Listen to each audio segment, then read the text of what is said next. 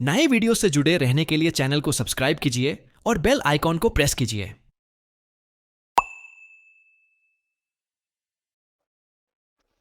नमस्कार दोस्तों, the civil code में आपका स्वागत है। आज हम बात करेंगे एक ऐसे इम्पोर्टेंट कंसेप्ट के बारे में जो हर शहर और रियल एस्टेट प्रोजेक्ट में मकान बनाते वक्त या फिर कोई भी बिल्डिंग बनाते वक्त काम आता है।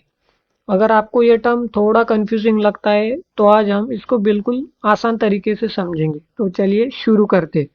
एफएसआई को समझना इतना भी मुश्किल नहीं है और मैं आज आपको आसान तरीके से बताने वाला हूँ कि ये कैसे काम करता है और कैसे ये सिटिंग प्लानिंग को मदद करता है।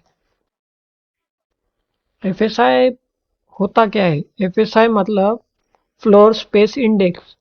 ये एक ऐसा रेशियो है जो बताता है कि एक स्पेसिफिक प्लॉट पे कितनी बिल्डिंग एरिया या फिर फ्लोर एरिया कंस्ट्रक्ट की जा सकती है।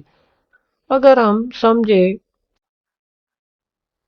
कि मेरे पास एक 1000 स्क्वायर फीट का प्लॉट है, उसका एफएसआई निकल के आता है 2, तो मेरा बिल्डिंग एरिया 2000 स्क्वायर फीट निकल के आएगा। तो मैं आपको एक आसान उदाहरण के तौर पे एक बताता हूँ। दो केसेस है एफएसआई। तो ये कैसे काम करता है समझिए। अगर आपके पास 1000 स्क्वायर फीट का प्लॉट है और उस पर एफएसआई 2.0 ये अलाउड है। तो 2.0 मतलब 2। तो आप 2000 स्क्वायर फीट का टोटल बिल्डिंग एरिया बना सकते हैं। बिल्डिंग एरिया हम कैसे कैलकुलेट करते हैं? बिल्डिंग एरिया मतलब प्लॉट एरिया इंटू एफएसआई। मेरे पास प्लॉट एरिया है 1000 स्क्वायर फीट, मेरे पास एफएसआई आ रहा है 2। तो 1000 स्क्वायर फीट गुना 2, तो मेरा बिल्डिंग एरिया आता है 2000 स्क्वायर फीट। अगर मेरे पास समझिए उदाहरण के तौर पे 1000 स्क्वायर फीट प्लॉट है और एफएसआई अगर एक ही है, तो 1000 स्क्वायर फीट गुना एक मतलब मेरा बिल्डिंग एरिया 1000 स्क्वायर फीट निकल के आता है। बिल्डिंग एरिया 2000 स्क्वायर फीट निकल के आ रहा है। तो ये दो फ्लोर हम बना सकते हैं या फिर एक बड़ी बिल्डिंग भी हो सकती है जो कि टोटल 2000 स्क्वायर फीट का एरिया ही कवर करे। अभी हम दो केसेस लेते हैं। मेरा प्लॉट है 1000 स्क्वायर फीट का, एफएसआई है 2, तो मेरा बिल्डिंग एरिया 2000 स्क्वायर फीट निकल के आ रहा है और मैं 2 मंजिला इमारत बनाना चाहता हूँ। तो हर मंजिल पर मैं 1000 square feet building area construct करूंगा, यानी कि वो होगा टोटल 2000 स्क्वायर फीट। अभी दूसरे केस में देखते हैं। प्लॉट का एरिया वही है, एफएसआई भी वही है, 1000 स्क्वायर फीट और एफएसआई 2 है। तो मुझे बनानी है 4 मंजिला इमारत। तो मैं हर फ्लोर पर 500 स्क्वायर फीट का बिल्डिंग एरिया बना सकता हूँ, यानी कि 500 गुना 4 मतलब मेरा बिल्डिंग एरिया 2000 स्क्वायर फीट है। मतलब प्लॉट वही रहेगा, एफएसआई भी वही रहेगा, सिर्फ वर्टिक। ये भी ज़रूरी है कि एफएसआई हर एरिया में अलग होता है। जैसे कि एक छोटे शहर में एफएसआई 1 होगा, 1.10 होगा, 1.5 होगा। जैसे कि एक सिटी सेंटर में हाई एफएसआई होता है। सिटी सेंटर में मतलब बड़े शहरों में, ताकि वहाँ ऊंची इमारतें, कमर्शियल बिल्डिंग, मॉल, हॉस्पिटल्स, ये बड़ी बिल्डिंग बन सके। और जहाँ एफएसआई कम होता है वहाँ रेसिडेंशियल हाउसेस और ओपन स्पेस ज़्यादा होंगे। चलिए समझते हैं कि रेसिडेंशियल और कमर्शियल एरियाज में एफएसआई का अंतर क्या होता है। रेसिडेंशियल एरियाज में लो एफएसआई है और कमर्शियल एरियाज में हाई एफएसआई होता है। अभी हाई एफएसआई वाली एरियाज में वर्टिकल ग्रोथ ज़्यादा प्रमोट होती है, मतलब एक छोटे एरिया में ज़्यादा लोग रह सकते हैं।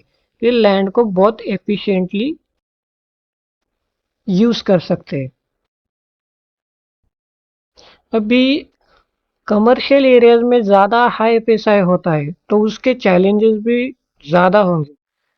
लेकिन अगर एफएसआई बहुत हाई है तो बिना प्रॉपर प्लानिंग के तो ओवर क्राउडिंग हो सकती है और इंफ्रास्ट्रक्चर जैसे कि रोड है, वाटर सप्लाई है, सीवेज सिस्टम है, इस पे बहुत प्रेशर पड़ता है। इसलिए एफएसआई को वाइजली रेगुलेट करना ज़रूरी होता है।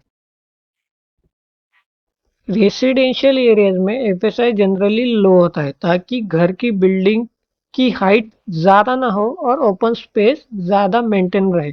लेकिन कमर्शियल स्पेसेस में एफएसआई हाई होने के कारण ज़्यादा office building, shopping mall, hotels बन सकते हैं।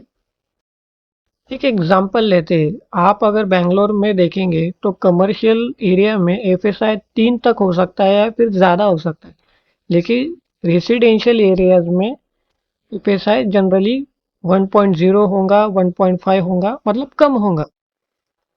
एफएसआई सिर्फ बिल्डिंग स्पेस के लिए नहीं बल्कि एनवायरनमेंट के लिए भी इम्पोर्टेंट है। अगर हाई एफएसआई एरियाज में ज़्यादा हाई राइज बिल्डिंग बनती है तो ये अर्बन सस्टेनेबिलिटी को प्रमोट करता है क्योंकि आप लैंड को ज़्यादा एफिशिएंटली यूज़ कर सकते हो।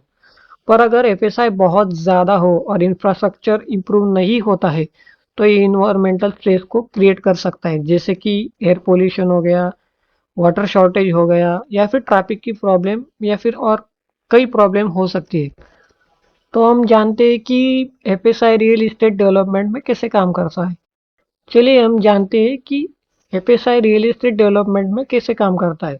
रियल एस्टेट डेवलपर्स को भी एफएसआई को ध्यान में रखते हुए जब प्रोजेक्ट वो डिसाइड करते हैं, ज़्यादा एफएसआई का मतलब है कि ज़्यादा वो बिल्डिंग एरिया बना सकते हैं और उनका प्रॉफिट भी बढ़ेगा। मगर अगर एफएसआई का मिसयूज हो तो वो लोकल कम्युनिटी को अफेक्ट कर सकता है। ज़्यादा हाई एफएसआई वाले प्रोजेक्ट में कंजेशन और पुअर लिविंग कंडीशन हो सकती है। तो दोस्तों, एफएसआई एक सिंपल कंसेप्ट है जो अर्बन प्लानिंग और रियल एस्टेट डेवलपमेंट में बहुत क्रूशियल रोल प्ले करता है। ये डिसाइड करता है कि एक प्लॉट पर कितना फ्लोर स्पेस या फिर कितना बिल्डिंग एरिया डेवलप किया जा सकता है और किस तरीके से सिटी का ग्रोथ मैनेज किया जा सकता है।